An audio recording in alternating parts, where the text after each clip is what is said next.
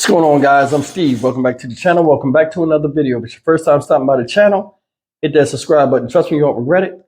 You're a returning subscriber as always, guys. Welcome back. I do appreciate the support. Guys, over the last couple of days, some family of 20-year-old Jaylin McKenzie, you guys remember him. He came up to Memphis visiting in December of last year, and he was shot by police after an altercation. Well, not an altercation, but after a car chase where he took off on foot with somebody else, some other people. And he was caught, shot, and killed. Now, Memphis PD has recently released this footage for the public to see.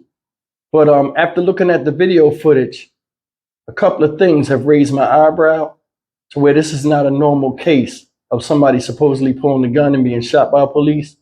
And if you really pay attention to the video I show you, you come back, you might see things a little different like I do.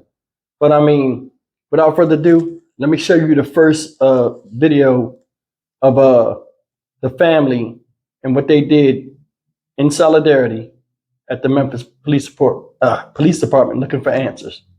Check it out. Who that night really cared about my son?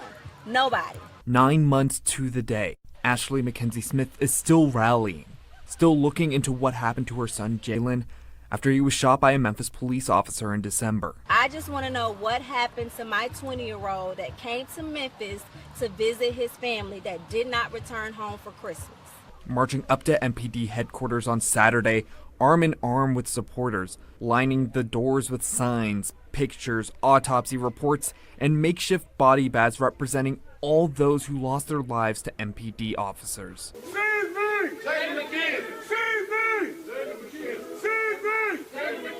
The Tennessee Bureau of Investigation began looking into McKenzie's death in December at the request of the Shelby County District Attorney Steve Mulroy.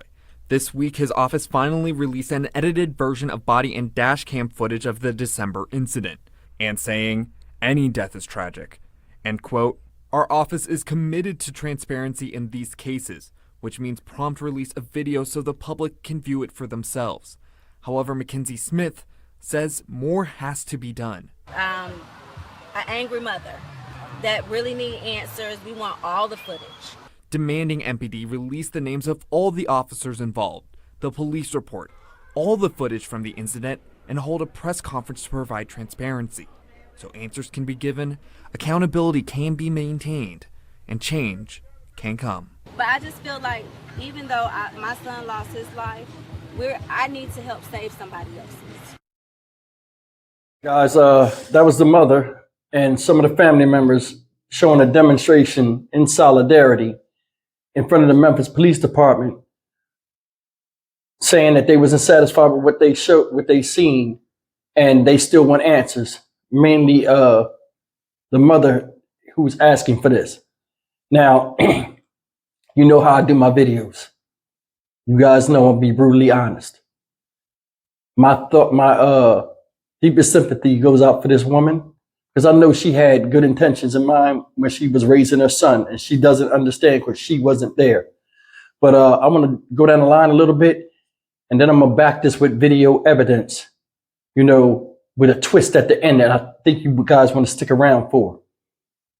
First thing is this. I'm going to go off of what she said, right? I'm sure Jaylin McKenzie was a good kid in front of you. But ma'am, he's a 20-year-old man. He left from where you was at and went and visited relatives and got caught up in some ninja stuff. It is what it is. You can't sit up here and act like you raised a choir boy. You can't. And I'm not saying he was a thug in the street or something, but I mean, he got caught up in the street in Memphis with ninjas doing ninja stuff, it seemed like to me. And don't turn this off, guys. I want you to really hear me. She said, "Well, I still need answers. I'm an angry mother." Ma'am, you being an angry woman don't mean nothing to a bunch of men that's in power and got the ability to control what you see and hear. They gave all of the video, autopsy reports, all of the paperwork. You've seen it. Showed you the video of your son getting blasted, right? You've seen it. What other answers do you need? She wants the officers to be accountable and all this other stuff. I feel that, and I hear you. Another thing she said was this. Excuse me. She says, I just want to make sure nothing like this happens to anybody else's son. You can start being honest. You can. Your son was out there doing some stuff he wasn't supposed to do. And with what you supposedly talking like, you know, you put good things in him. I don't know anybody that would have got caught up at 20 years old, being in a car, going and parking around different offices, looking suspicious for the police to even come. I wouldn't at 20. Hey man, what we parked over here for? Hey man, look, I'm not feeling this. You can run me back to the crib. Or he'd have had that, it already been planned what they was going to do, and he would have just rode along with it because he wanted to be cool with his people. Let's keep it real.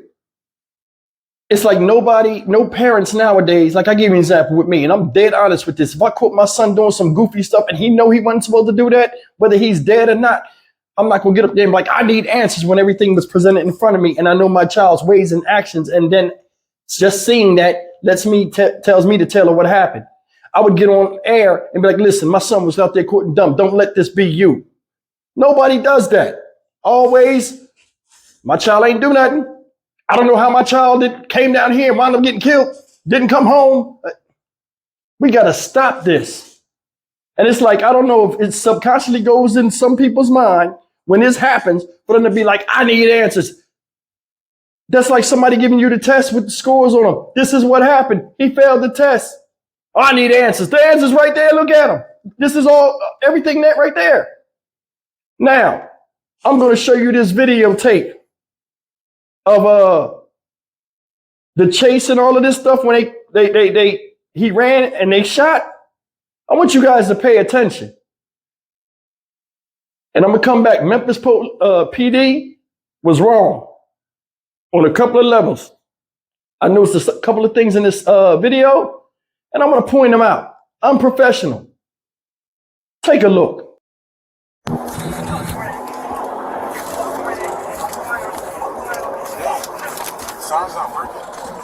Straight. I was that road. Keep pushing. Cause we gonna turn on get with us anyway to get y'all call. Just keep pushing.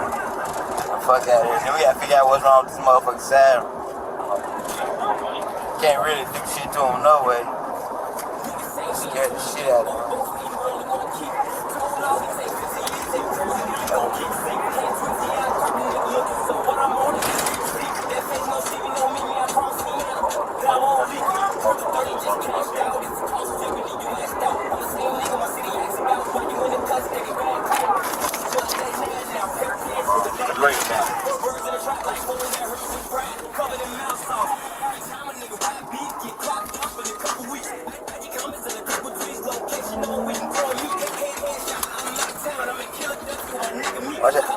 Oh, there you go. There you go. No, go. Keep going. Keep going. You'll try to run. Now stop. He got he's fucked. Get a motherfucker crap. Sit the fuck down. Stop the motherfucker.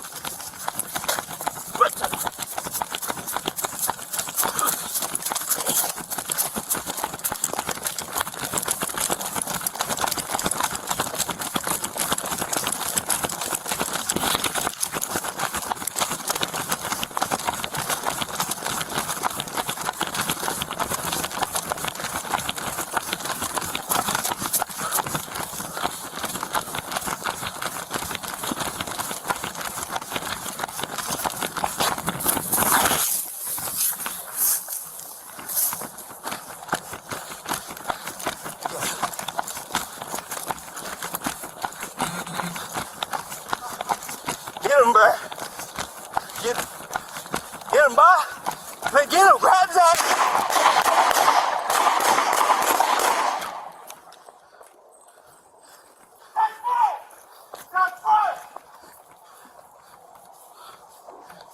Throw your fucking hands now. Jackson, get on the radio. Barrio off. I got him. Throw your hands. All right, guys, that was the video of what happened in Jaylin McKenzie. And I put some text to the video because I wanted you to catch certain things at certain times. The first thing was this: how unprofessional they went on their way to a pursuit to help somebody else or help another officer when they're in the chase. I understand men curse and stuff like that, but these dudes sound like regular street dudes off the street. And this is what you have policing out there. And this is something that a lot of people need to teach their younger boys, especially black boys and Hispanic boys, you know, that are in the hood. Or just anybody in the hood, period. You know, we see that all the time. You just be there, they're going to assume you are everybody else that's there. They don't know if you're from there or not. We need to teach them. There are people out here, cops out here, not all, but there are cops out here that relish in the excitement. Hell, a lot of cops nowadays are used to be ex-military because they missed the action. Frontline folk, infantry, so on and so forth. There are a lot of people out here. They're playing music, getting hyped, just like you getting hyped. They're out here and they're not playing. I've come across a lot of these cops when I was younger. As long as you fit the description, age-wise, you a target. Now, I'm not saying these guys did not do nothing bad, because, I mean, it had to be a reason for them to get called and them to be reported. But the bottom line is, when you're young, you're at your most vulnerable from ages 24 to 27 years old. I mean, from ages 20 to 27 years old. The worst part of your young adult life is that summer you graduate high school and you're not going back to school. I can't tell you the countless times I've seen kids graduate and be killed that same summer, not even having a chance to grow and enjoy life. It's a critical time for you guys out there. You need to take heed. They're playing rap, talking in the car. If you had blacked that whole situation out with all that beeping of the police car and stuff like that, you would have thought you was in a car with common thugs.